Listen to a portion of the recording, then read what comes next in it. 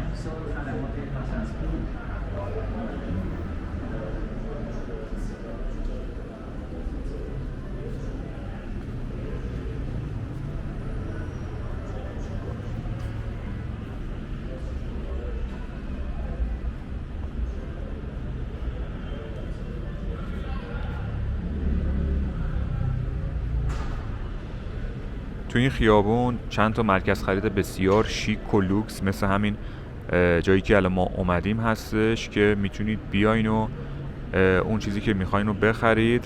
و الان هم اگه میبینید خلوته چون اواسط هفته است و اینجا بیشتر پنجشنبه جمعه ها شلوغ میشه، ولی دارید میبینید که جنس های بسیار خوبی اینجا هستش و کامله.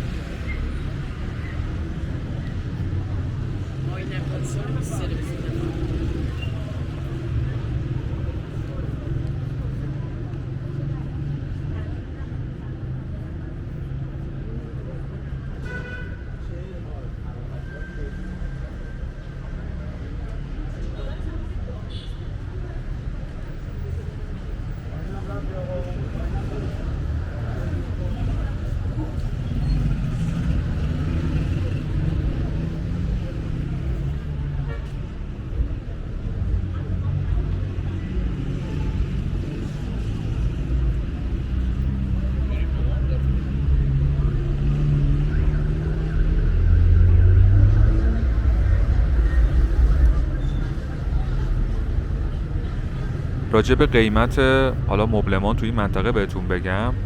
خب قیمت ها خودتون میدونید دیگه خیلی متنوع است و به خیلی چیزا بستگی داره، به حالا تعداد نفرات اگه مبلمان باشه یا جنس چوب و چیزای دیگه. ولی من قیمت ها رو که نگاه میکردم و سوال کردم، تقریبا قیمت مبلمان از تقریبا 10 تومن شروع میشه تا حالا به بالا که رنج متوسط یک مبلمان 7 نفره تقریبا حدود 30 میلیون تا 40 میلیون تومان هستش. اگه به دلار هم بخوام بگم میانگین اگه بیاین اینجا یه چیزی حدود 800 تا 1000 دلار هزینه مبلمان 7 نفره میشه به طور معمول دیگه. حالا ممکنه که اینجا بیاین چیزی انتخاب کنید که اصلا بالای 100 میلیون قیمتش باشه.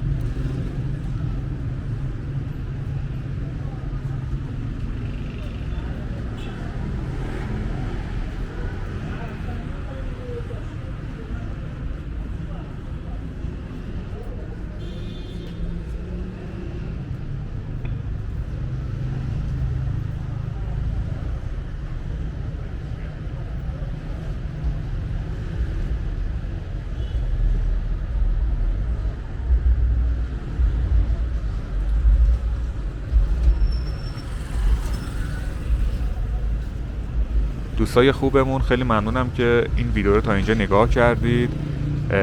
اگه دوست داشتید ویدیو رو لایک کنید، با دوستاتون هم به اشتراک بذارید. دیگه خودتون دارید میبینید ما سعی میکنیم ویدیوهامون تنوع زیادی داشته باشه. این ویدیو هم خیلی به درد کسایی که حالا مبلمان و وسایل چوبی دوست دارن یا به دنبال جایی هستن که بخوان بیان و بخرن. ما هم اینجا رو داریم نشون میدیم که امیدوارم مفید بوده باشه برای کسایی که دنبال وسایل چوبی و دکوری هستن و خیلی کسا هم که تو این منطقه زندگی میکردن و این یه تجربه خاطره براشون میشه.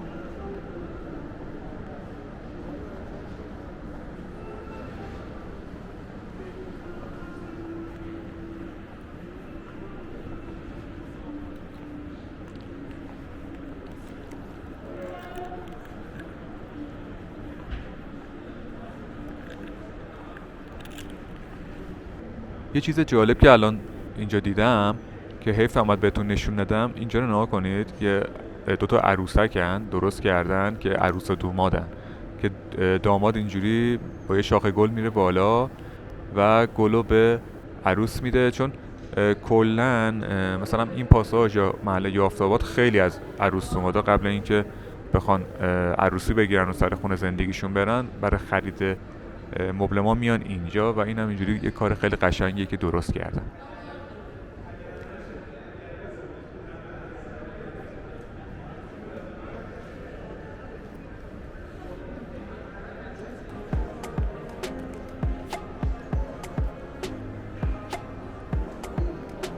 دوستای عزیزم خیلی ممنونیم بابت اینکه این ویدیو رو نگاه کردید. خیلی ممنونیم که از ما حمایت میکنید. دمتون واقعا گرم. امیدوارم که این ویدیو هم لذت برده باشید. حتما نظرتون رو مثل همیشه به ما تو قسمت کامنت ها بدید. براتون بهترین ها رو آرزو میکنیم. مواظب خودتون هم باشید. تا ویدیو بعدی، خدا حافظ.